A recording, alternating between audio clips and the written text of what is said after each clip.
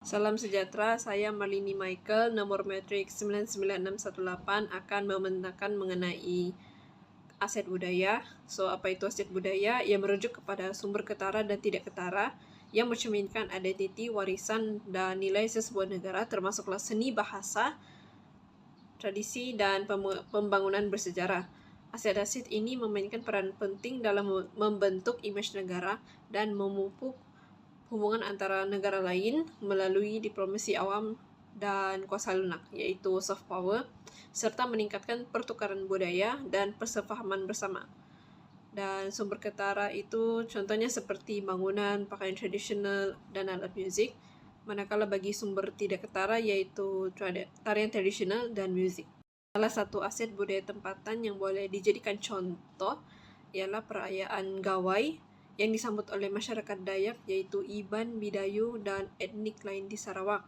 Dan perayaan Gawai ini disambut pada setiap 1 Jun pada setiap tahun sebagai tanda kesyukuran setelah akhirnya musim menuai padi. Perayaan ini juga menjadi simbol perpaduan dan identiti budaya dalam masyarakat Dayak.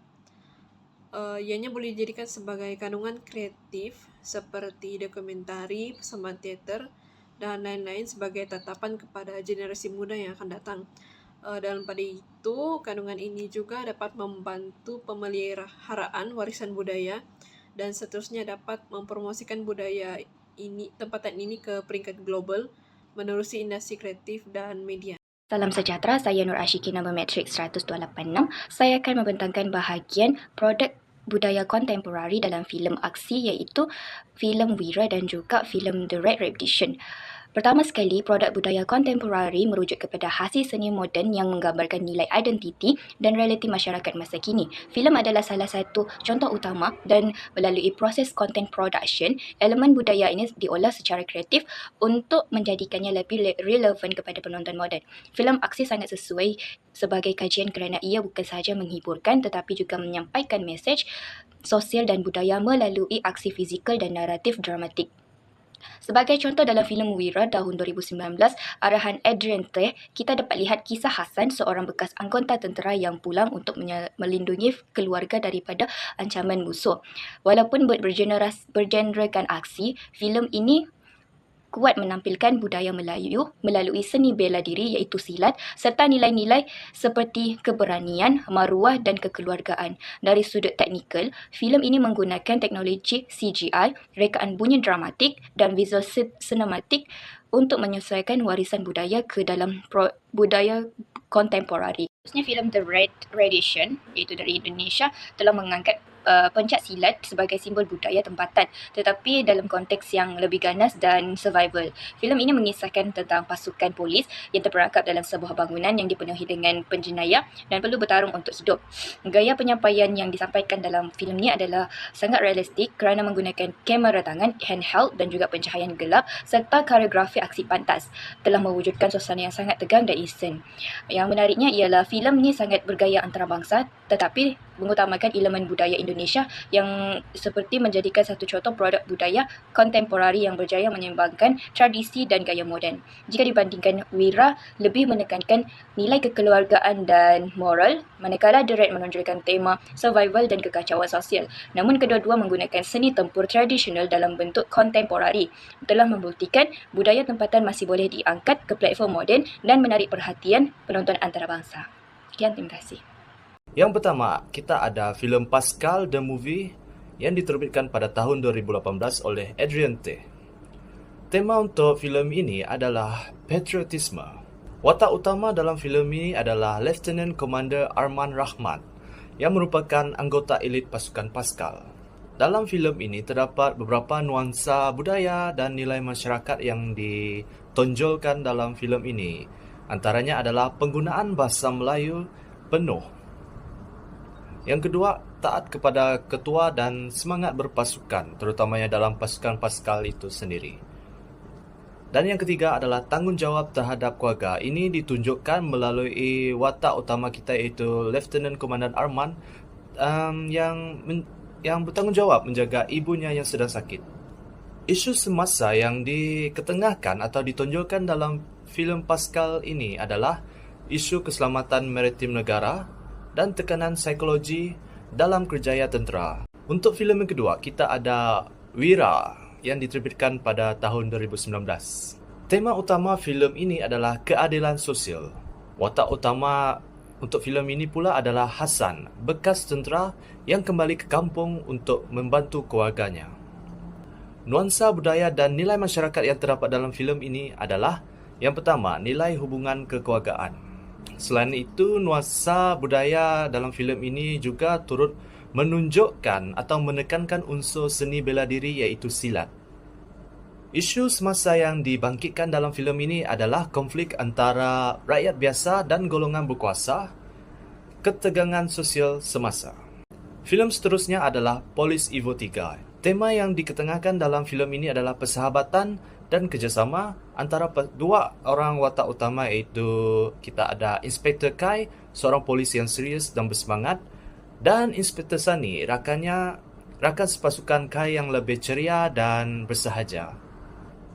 Nuansa budaya dan nilai masyarakat yang terdapat dalam filem ini adalah yang pertama, dialog bervariasi logat Malaysia. Yang kedua, memperlihatkan realiti multi budaya. Dan yang ketiga, semangat setia kawan. Isu semasa yang diketengahkan dalam filem ini adalah jenayah cyber, rasuah dan keselamatan awam.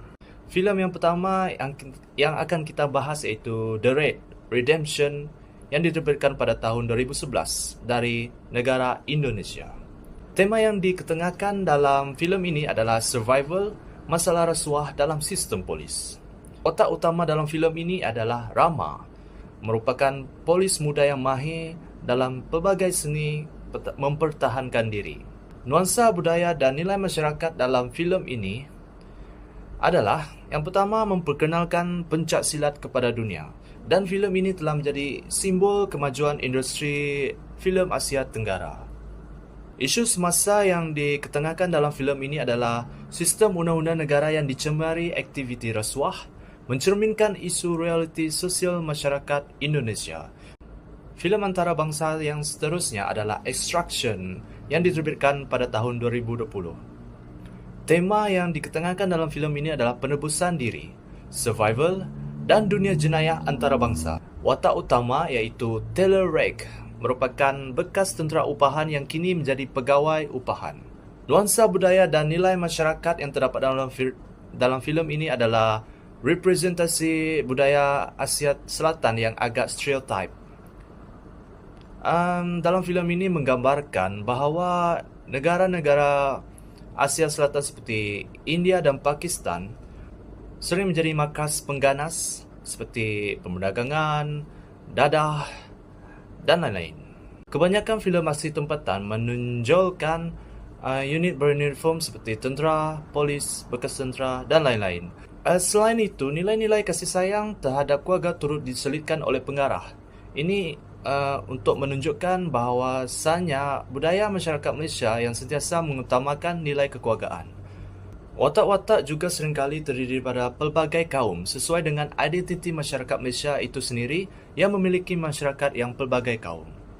Penggunaan bahasa Melayu sebagai bahasa penghantar dalam berdialog turut ditonjolkan bersesuaian dengan perlembagaan negara yang menyatakan bahawa bahasa Melayu sebagai bahasa rasmi negara.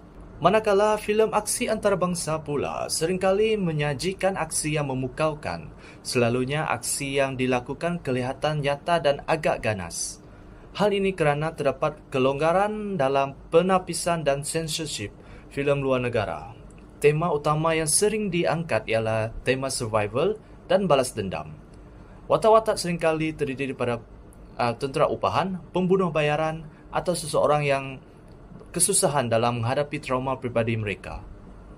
Selain itu, pengarah antarabangsa sering menunjukkan kepada penonton internasional bahawa keganasan sering berlaku di negara-negara miskin seperti India, di mana ia menimbulkan satu mindset bahawa negara-negara miskin atau negara yang sedang membangun seringkali menjadi sarang kumpulan pengganas atau penjenayah bersenjata seperti masalah dadah, gangsterisme, perdagangan manusia, dan lain-lain.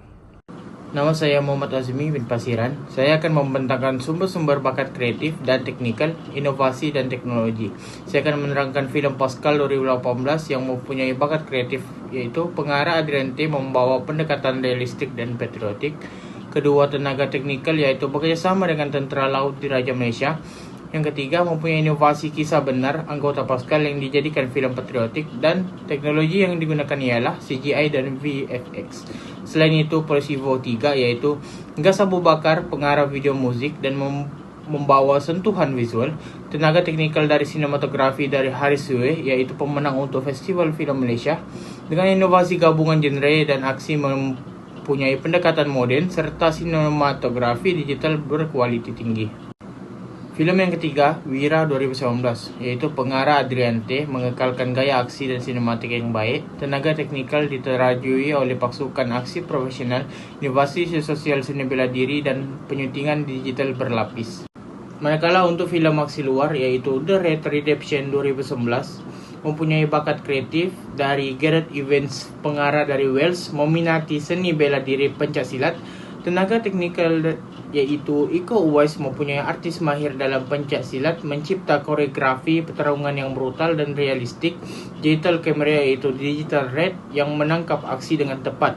Dan filem kedua, Extraction 2020, bakat kreatif yang ada, pengarah Sam Hargrave merupakan koordinator filem terbaik seperti Marvel. Tenaga teknikal yang mempunyai sinematografi membawa gaya visual yang menarik dan kinetik. Gabungan inovasi aksi Hollywood dan aksi selatan serta menggunakan CGI dan VFX drone sinematografi.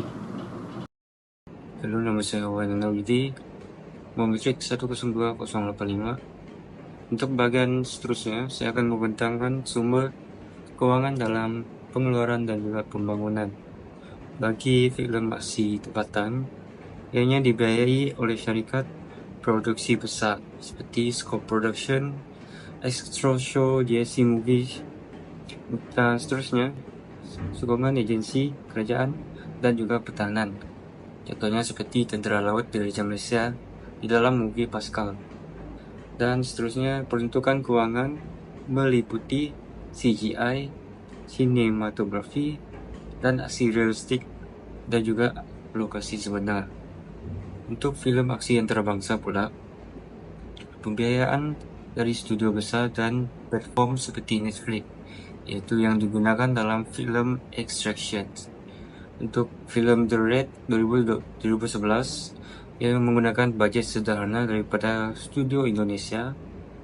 Pengarah antarabangsa seperti Gareth Evans, namun bajet hanya digunakan untuk aksi realistik, koreografi, pencak silat, dan lokasi sebenar. Seterusnya, adakah ia pelaburan yang berbaloi? Bagi pulangan kewangan, filem Polis Evo 3 telah memberikan pulangan 50 juta dalam 24 hari. Ia sangat memberikan keuntungan yang sangat besar. Dan seterusnya, Pascal dengan memberikan pulangan sebanyak RM30 juta dalam tayangan di luar negara seperti Turki, Brunei, dan juga Singapura. Bagi filem Wira, ulasan positif dan dari pengkritik tempatan dan antarabangsa. Dan The Red pula diiktiraf di Festival Film Antarabangsa TIFF, mendapat sambutan global. Bagi nilai jangka panjang, filem-filem ini boleh meningkatkan imej filem tempatan dan serantau, dan juga mengangkat budaya tempatan ke peringkat global seperti silat, logat, dan nilai kekeluargaan. Contohnya seperti filem The Red, ianya memperkenalkan pencak silat ke peringkat global ataupun dunia, dan juga naikkan reputasi filem Asia Tenggara. Seterusnya, filem ini mengukuhkan filem sebagai ekspor budaya yang berimpak tinggi. Saya akan meneruskan pembentangan berkaitan dengan kesan sosial dan sumbangan kepada pertukaran budaya merentasi sempadan. Untuk filem tempatan yang pertama, yaitu Polis Evo 3, dari segi kesan sosialnya, filem ini menunjukkan kerjasama dan integriti pasukan polis dalam mengenani jenayah moden. Dari sudut pertukaran budaya pula, filem ini memaparkan budaya masyarakat Malaysia melalui dialog, lokasi, dan juga gaya hidup tempatan. Dari aspek data dan fakta, film ini berjaya mengutip ringgit Malaysia 50 juta dalam masa hanya 24 hari. Dan film ini juga turut ditayang di Singapura dan Brunei. Yang seterusnya adalah film Wira. Dari segi kesan sosialnya, film ini membawa message tentang perjuangan rakyat biasa melawan ketidakadilan dan korupsi. Untuk pertukaran budaya, film ini menggabungkan seni bela diri tempatan seperti silat dengan aksi moden. Dari sudut data dan fakta pula, film ini diterbitkan oleh Astro Show dan mendapat sambutan serta ulasan positif dari penonton dalam negara dan juga luar negara. Dan akhir sekali bagi film tempatan pula adalah film Pascal.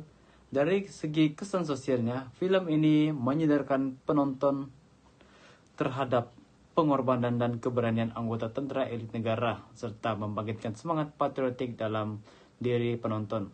Dari aspek pertukaran budayanya pula, film ini memperkenalkan kisah sebenar pasukan khas Laut Malaysia kepada penonton antarabangsa. Dan dari segi data dan fakta, film ini ditayangkan di beberapa negara seperti Turki, Singapura, dan juga Brunei. Di samping itu, film bagi antarabangsa pula, film yang pertama adalah The Red Redemption dari Indonesia. Dari segi kesan sosialnya, film ini memperkenalkan seni bela diri pencaksilat ke peringkat dunia dan meningkatkan kebanggaan terhadap budaya Indonesia. Ia juga berjaya mengangkat taraf film aksi Asia Tenggara.